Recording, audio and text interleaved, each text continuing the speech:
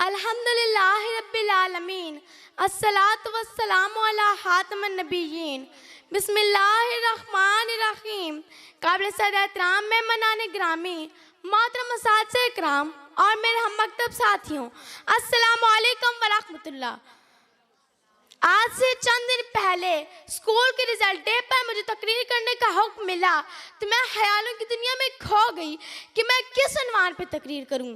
कभी तारीख के औलाक पलटने से सुल्तान महमूद गजनवी, तारिक बिन ज़ियाद नजर आते हैं तो कभी देवल के मकाम पर मोहम्मद बिन कासिम तलवार लहराता हुआ नजर आता है।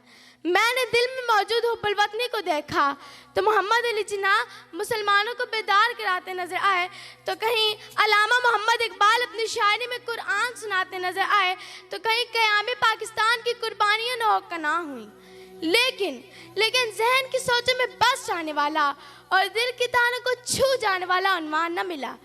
इसी कश्मकश में एक शायर की यह सदा मेरे कानों में पड़ी, जिस देश से माओ बहनों को यार उठा कर ले जाएं, जिस देश से कातिल गुंडों को शराब छुड़ा कर ले जाएं, जिस देश का काजी मुंशी भी मुजरिम से पूछ के लिखता हो, जिस देश की कोर्ट कचहरी में इंसाफ टकों पर बिकता हो, जिस देश के मंदिर मस्जिद में हर रोज धमाके होते हो, जिस देश में बिनते हवा की चादर भी दाग से मैली हो, जिस देश में गुर्बत माओ से बच्चे नीलाम कराती हो, उस देश के हर एक लीडर पर सवाल उठाना वाजिब है, सवाल उठाना वाजिब है।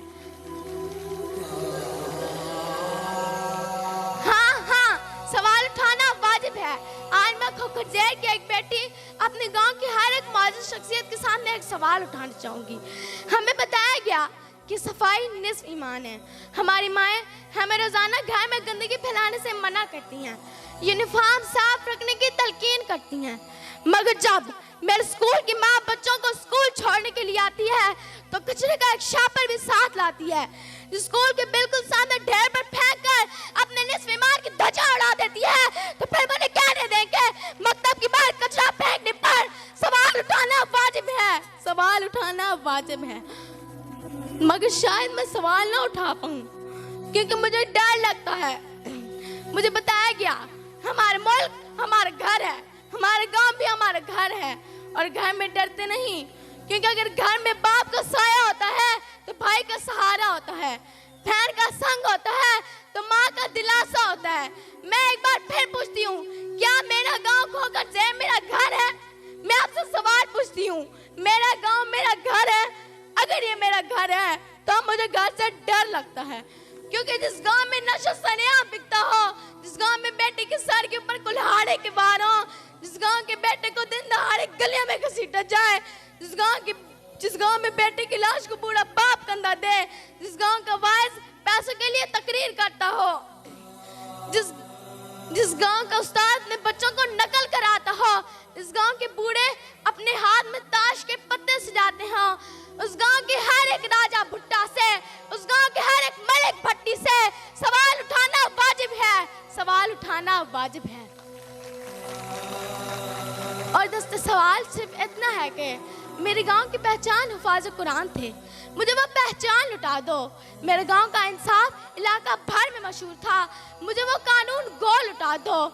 मेरे गांव की बेटी सेला से शेख शाहबुद्दीन तक अकेली सफर करती थी, मुझे वो महफूज रास्ते लौटा दो। खुदारा मुझे वो महफूज रास्ते लौटा दो। मौजूद सामीन, आज तल हकीकत मैंने आपके सामने रखी और आपके ज़मीर को झंझोड़ने की कोशिश की है। इस पे अपनी इस बेटी से नाराज ना होना, बल्कि चंद दिनों तक आप में से हर एक के दरवाजे पे दस्तक होनी है और आपसे 8 फरवरी के लिए वफादारियां मांगी जाएंगी।